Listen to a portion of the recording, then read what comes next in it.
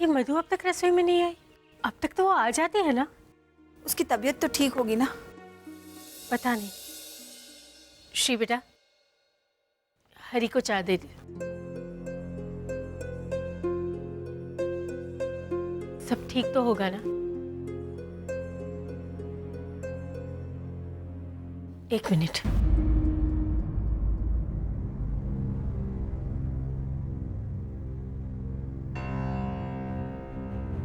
हरी बेटा, मधु अब तक रसोई में नहीं आई।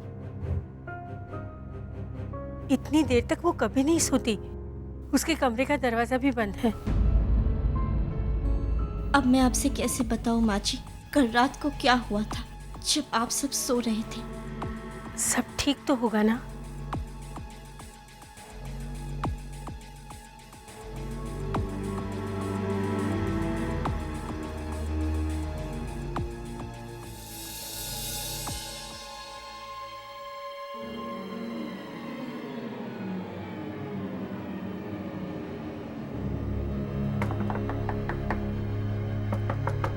मधु, मधु भाभी,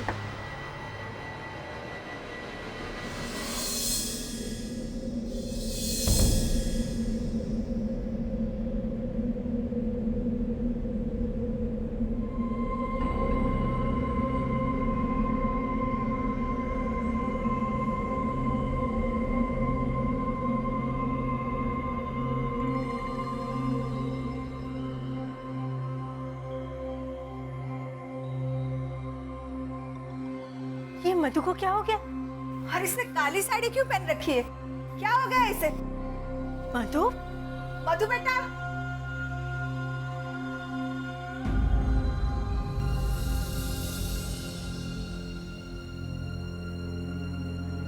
वैसे आनंद, तेरे पास अभी भी एक ऐसी चीज है जो तू दांव पे लगाकर खेल सकता है। कितने सालों से पाला है इसने तुझे? हा? कब काम आओगी तुम इसके? मैं आखिरी बाजी में अपनी पत्नी मधु को दांव पे लगाता हूं। एक औरत का सबसे बड़ा धन होता है उसका पति,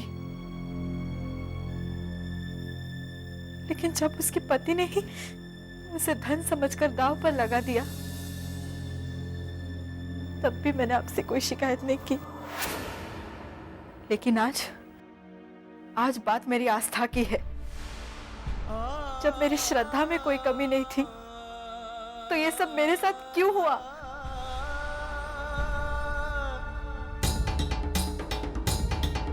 लेकिन जब तक मुझे इस सवाल का जवाब नहीं मिल जाता, तब तक मैं अपनी आस्था की जोत अपने हथेली पर जलाकर रखूंगी, एक अबूझे प्रश्न की तरह।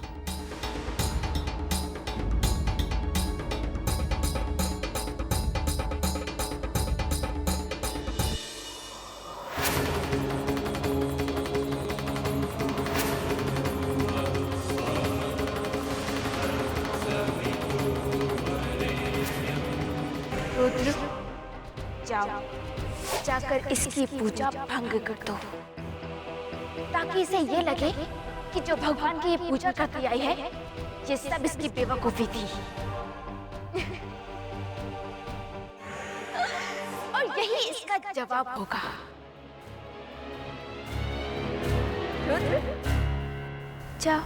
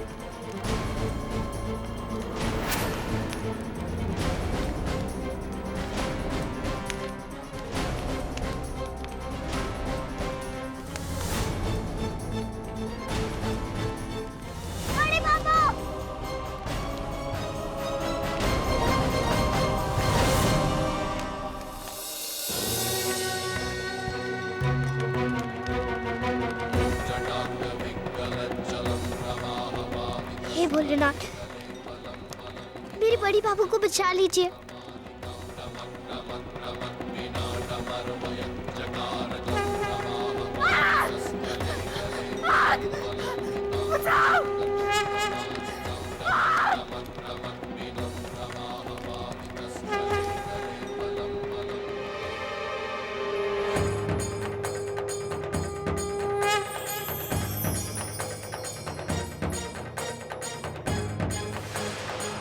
क्यों बचाया मुझे? जब भगवान मुझे बचाना नहीं चाहते थे तो तुमने क्यों बचाया?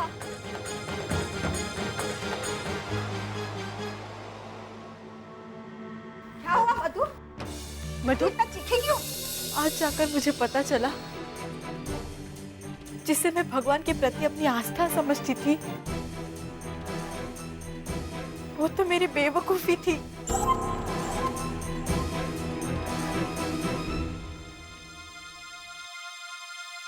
लेकिन आज मैं प्रण लेती हूँ,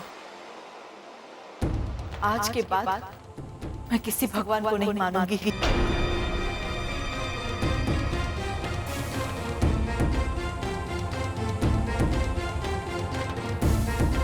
आज के बाद ये सर किसी भगवान के सामने नहीं झुकेगा।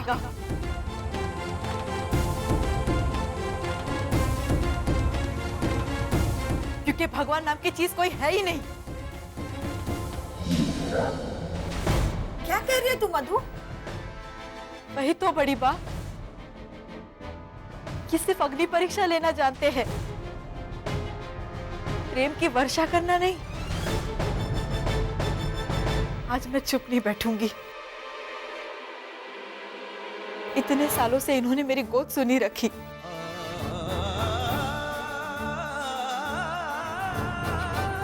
मेरे ही सामने मेरे परिवार वालों पर इतनी मुसीबतें आई, तब भी मैंने अपनी श्रद्धा में कभी कोई कमी नहीं आने दी। लेकिन आज जब मेरे पति ने ही मुझे सामान समझकर दांव पर लगा दिया,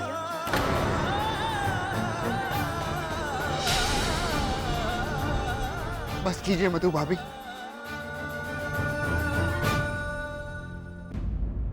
संभालिए अपने आप को। जो हुआ उसे भूलने की कोशिश करिए। कैसे हरी? कैसे भूल जाऊं मैं सब कुछ? कैसे भूल जाऊं जो मेरे साथ हुआ हरी? कैसे भूल जाऊं जो आनंद ने मेरे साथ किया?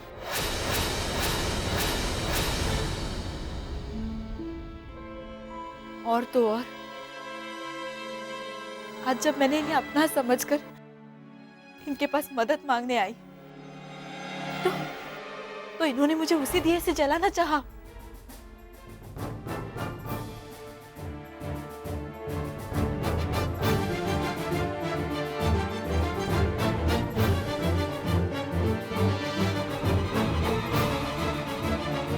जो दिया मैं हमेशा इनके नाम से जलाते आई हूं। बस हरी बस, और बर्दाश्त नहीं होता मुझसे।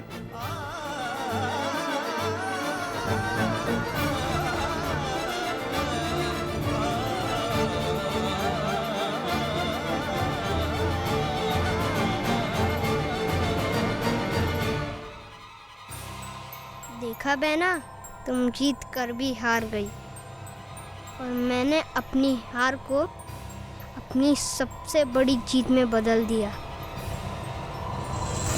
बोलो हरी, चुप क्यों हो तुम? मधु ने जो कुछ भी कहा उसका मतलब क्या होता है? क्या बात है, तुम हमसे छुपा रहे हो? बोलो हरी। बात ही कुछ ऐसी है माँ, जो कोई न कह सकता है और न सुन सकता है। आनंद भैया ने अपने दोस्तों के साथ इस घर में जुआ खेला माँ, और उसी दौरान नशे की हालत में उन्होंने मधु भाभी तक को दांव पर लगा दिया। नशे की हालत में उन्होंने मधु भाभी तक को दांव पर लगा दिया। नशे की हालत में उन्होंने मधु भाभी तक को दांव पर लगा दिया।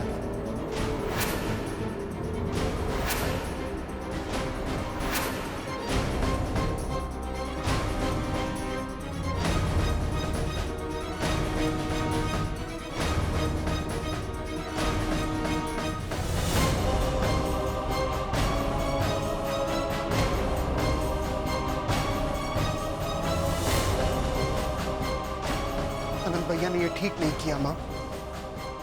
बहुत बड़ी गलती हुई है उनसे। अरे अब इसमें आनंद भैया की क्या गलती है? कैसी बातें कर रही है निकी? ठीक ही तो है छोटी बा। मैं मानता हूं कि जो कुछ भी हुआ वो ठीक नहीं हुआ, पर इस सब के लिए सिर्फ अनंत भाई को जिम्मेदार नहीं ठहराया जा सकता, बल्कि मतलब कहना क्या चाहते हैं आप डैनी भैया? इतने भोले तो नहीं हो हरी, लेकिन अगर सुनना ही चाहते हो तो सुनो। इस शर्मनाक हादसे के कुछ हद तक जिम्मेदार तुम भी हो।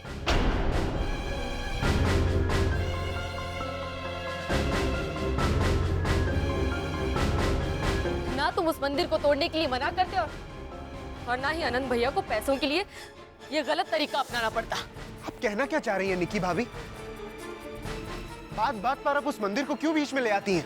बात मंदिर की ही है अरे। अब तो मैं भी चाहती हूँ कि वो मंदिर तोड़कर उन गहनों को बेच दिया जाए। कम से कम इस घर को इससे बुरे दिन तो देखने ना पड़े। क्या भाभी आप भी चाहती हैं कि मंदिर टूट जाए? आपको उसमें कोई बुराई नजर नहीं आती? सुमति बहन, क्या बुरा और क्या नहीं है मैं नहीं जानती, पर अपने ही नजरों के सामने अपने बच्चों को बुराई के रास्ते पे जाते देखना एक माँ नहीं देख सकती। आप बिल्कुल ठीक कह रही है बड़ी बा। कोई भी माँ बाप अपने बच्चों को गलत राह पर चलते हुए नहीं देख सकते, लेकिन मंदिर तोड़ने के बाद आप इस घर पर आई मुसीबत के बोझ से बच सकती, लेकिन मंदिर तोड़ने के पाप से नहीं बच सकती। श्री, इंसान पाप पुण्य के बारे में तब सोचता है जब उसका पेट भरा हो, उसके घर की चार दीवारी सही सलामत हो। अरे तुम उस मंदिर की छत को बचाने के लिए इस घर की चार दीवारी को ही हमारे सिर पर गिरा देना चाहती हो? तुम्हें अपनी आस्था की जोत जलाए रखनी है तो रखो, पर उस जोत से मैं इस घर को आग नहीं लगने दूंगी।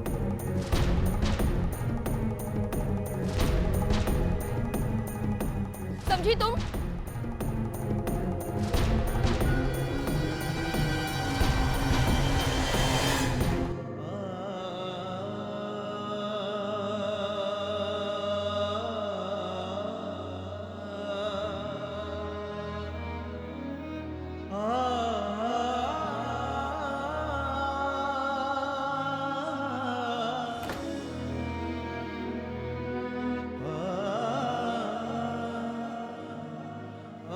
घर वालों की बातों का बुरा मत मानो श्री। नहीं, मुझे इन सब की बातों का बुरा नहीं लगा, क्योंकि मैं जानती हूँ कि आजकल हम सब किन हालातों से गुजर रहे हैं। इन सब की तकलीफ का एहसास है मुझे, लेकिन सबसे ज्यादा मुझे मधु भाभी के दुख का एहसास है। शायद इसलिए ये आंसू निकल आए। मुझे मधु भाभी से बात करनी है, क्योंकि अभी वो बहुत अकेली पड़ गई और मुझे डर है कि कहीं उनका ये अकेलापन उन्हें कोई गलत राह लेने पर मजबूर ना कर दे। मैं आखिरी बाजी में अपनी पत्नी मधु को दांव पे लगाता था। तुम्हें मुझ पर भरोसा है ना? मैं तुम्हें कुछ नहीं होने दूंगा, मेरा यकीन करो। ये लो भाइयों, और एक रिश्तेदार अपनी पत्नी हार गया।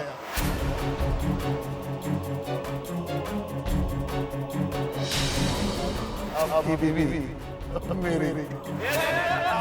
हमारी हो गई, हमारी। अब तो गौरव है ना।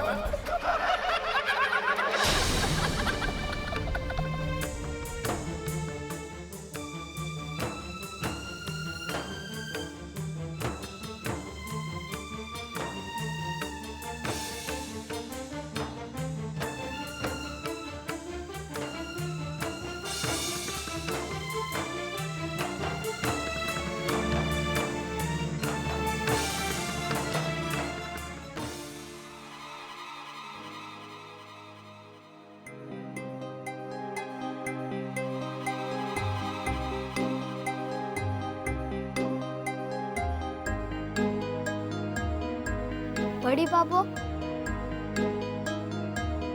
मैं आपके लिए खाना लेकर आया हूँ। अपने कल से कुछ नहीं खाया है। इस घर में और किसी को आपका ख्याल नहीं है। बड़े दादा ने भी आपको पूछा नहीं खाना खाने के लिए। मैं तो बुद्ध ही हूँ, वो कैसे पूछेंगे? तो अपने दोस्तों के साथ बाहर गए हैं। जो कर रहे थे ना वही।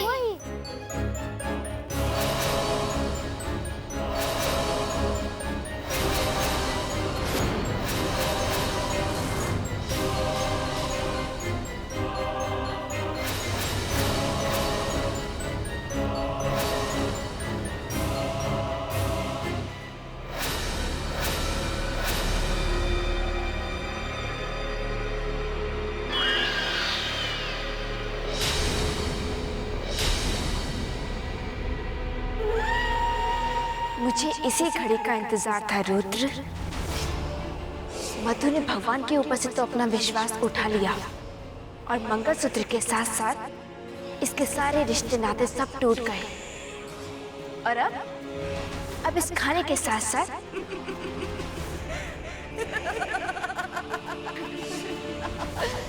फिर इस घर की पूरी सुख शांति इस घर से बाहर चली जाएगी।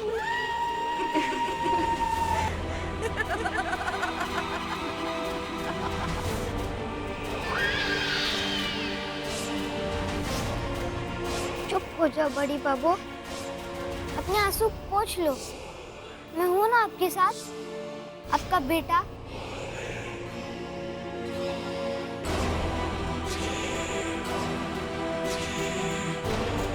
लो, थोड़ा सा खाना खा लो।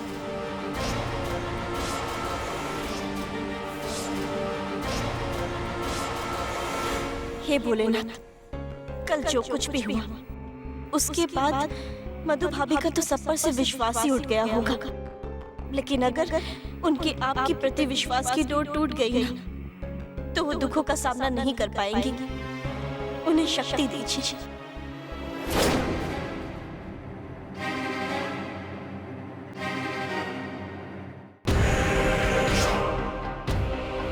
खा लो।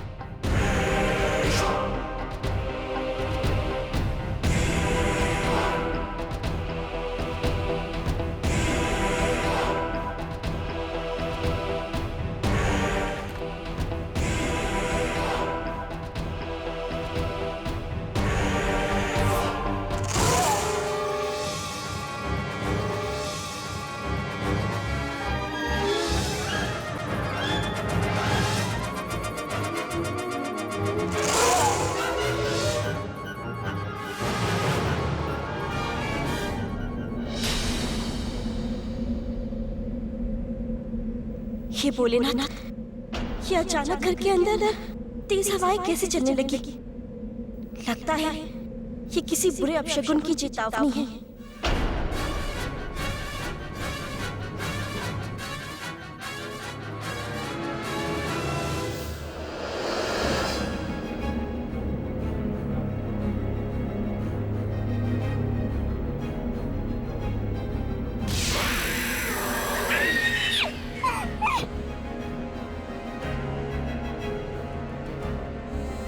ये काली बिल्ली, हे भोलेनाथ, ये यहाँ क्या कर रही है?